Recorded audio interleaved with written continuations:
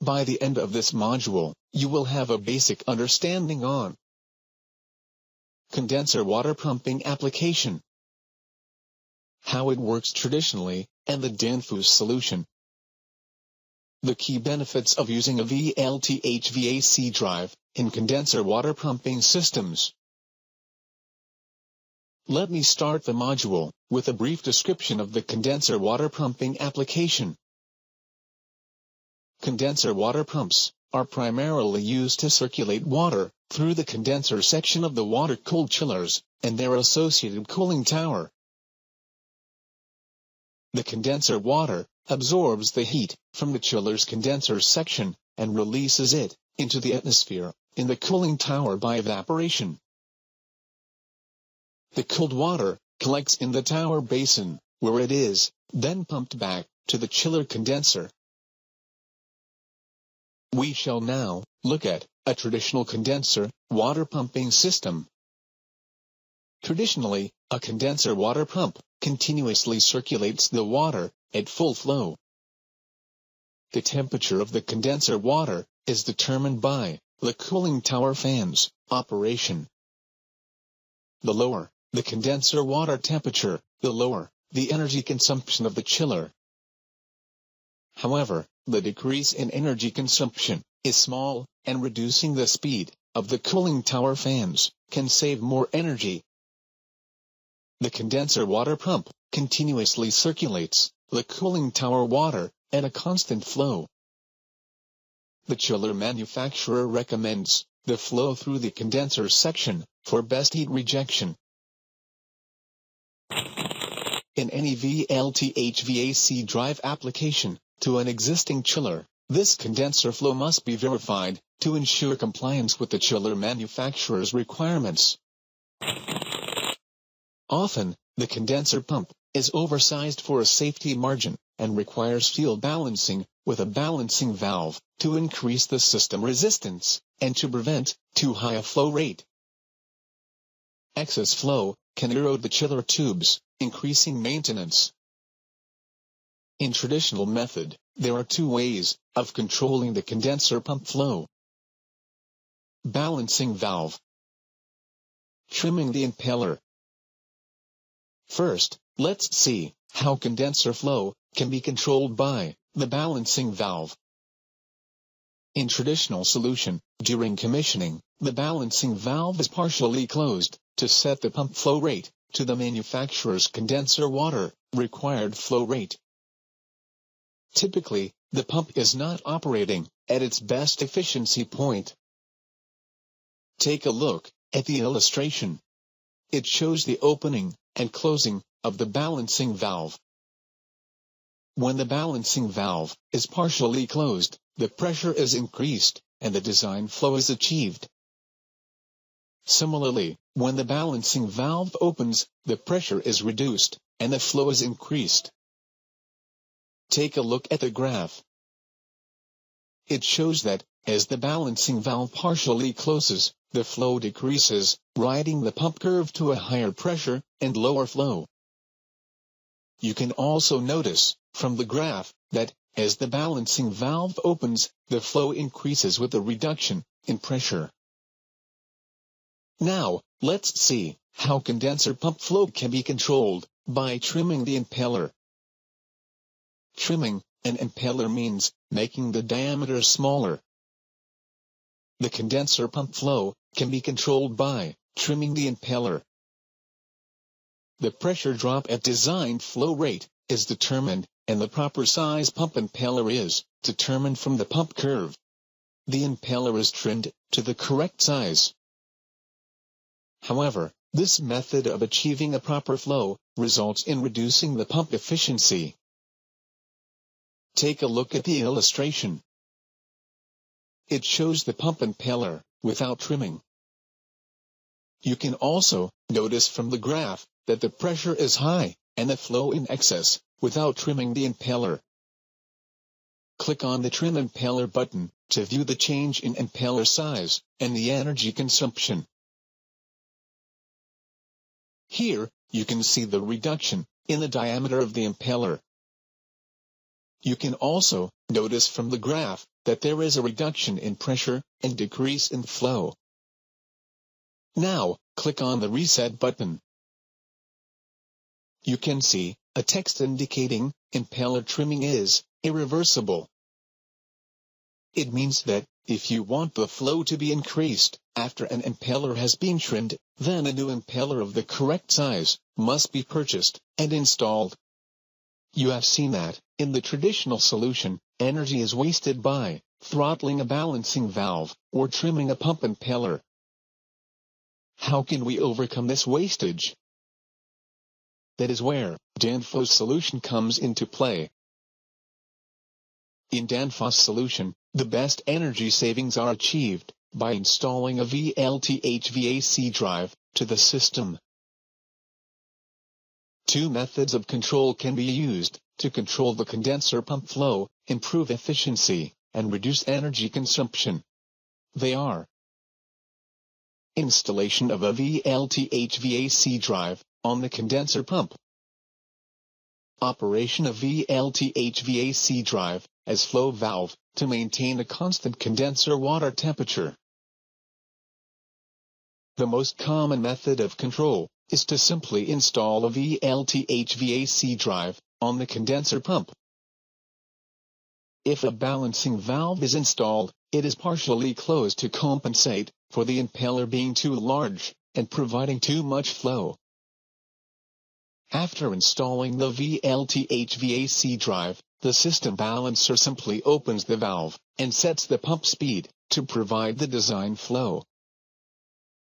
Opening the balancing valve in the pump discharge eliminates the artificial pressure drop, and the pump operates at a slower speed to provide the design flow as the pump operates along the system design curve.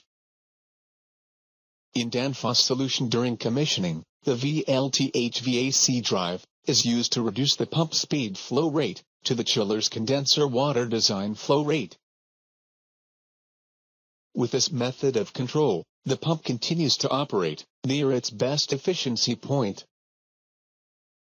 Take a look at the graph. It shows the comparison of traditional and Danfoss solution.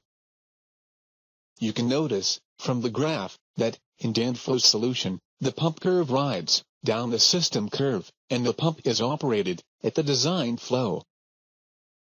Thus, in Danfoss solution, a lot of energy is saved when compared to traditional method. Next, let's see how condenser flow can be varied with the control of condenser water temperature. The traditional method of control provides a constant flow of condenser water through the chiller. A second method of controlling condenser water flow is by using the VLT/HVAC drive as a flow valve to maintain a constant condenser water temperature. Chiller power in kilowatts. Consumption is minimum at the chiller manufacturer's recommended condenser, entering and leaving water temperatures through the chiller. The VLT/HVAC drive maintains the appropriate condenser supply temperature by increasing or decreasing the flow rate through the cooling tower. Let me show you how this is done. As the condenser water temperature increases, the speed of the condenser water pump increases, and its flow increases to maintain the condenser water set point. Similarly, as the condenser water temperature decreases, the speed of the condenser water pump decreases, and its flow decreases to maintain the condenser water set point. You can notice from the graph that as the condenser water temperature increases, the flow is increased with the pump operating at flow 2. Similarly, as the condenser water temperature decreases, the flow is reduced with the pump operating at flow 1. Care must be taken with this method of control to avoid low flow through the chiller condenser. This can typically be achieved by using the minimum speed setting of the VLT/HVAC drive to control pump flow. We have said that a VLT/HVAC drive improves the pump efficiency and saves more energy than trimming a pump impeller. Let us see how this happens. A pump manufacturer plots the efficiencies for a pump with different impeller sizes to help the designer select the proper pump with a high efficiency. Take a look at the graph. It shows the pump impeller and pump efficiency curves. Please notice the best efficiency point for each impeller shown on the graph. Operation above or below this point is less efficient. An example of trimming an impeller is shown in blue point and red line. A pump with a large impeller would deliver excess flow at higher system total pressure. By trimming the impeller, the size would be reduced to the middle impeller size. The point of pump operation would move diagonally to the middle impeller. The efficiency would reduce from 85% to 80%. Take a look at the graph. It shows the pump best efficiency curve. When a VLT-HVAC drive is installed, a new series of pump curves at various speeds is created for each impeller size. The region of best efficiency lies in the system curve that passes through the origin. As the pump slows down, it moves down the system curve, and the efficiency remains constant at 85%.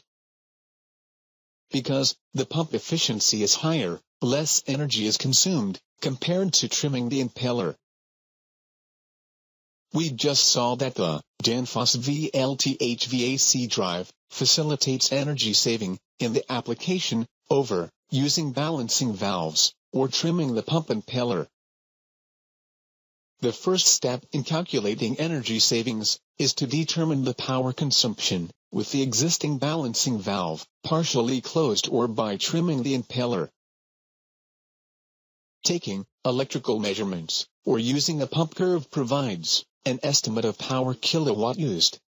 This power consumption is compared to the energy required by using a VLT-HVAC drive. Take a look at the graph.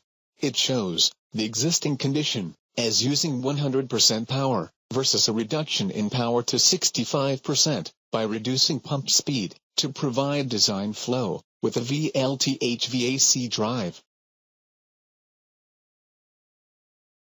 Multiplying this power difference over time provides the calculation of energy savings for installing a VLT-HVAC drive.